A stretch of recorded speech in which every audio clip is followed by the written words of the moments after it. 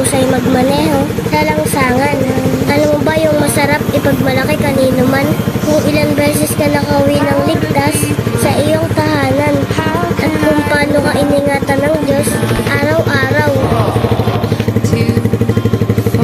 Di mo kailangan ipagyabang kung gaano ka kahusay magmaneho sa langsangan. Alam mo ba yung masarap ipagmalaki kanino man? Kung ilang beses ka nakauwi ng ligtas sa iyong tahanan at kung paano ka iningatan ng Diyos araw-araw.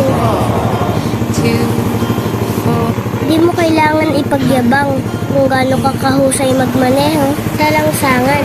Alam mo ba yung masarap ipagmalaki kanino man?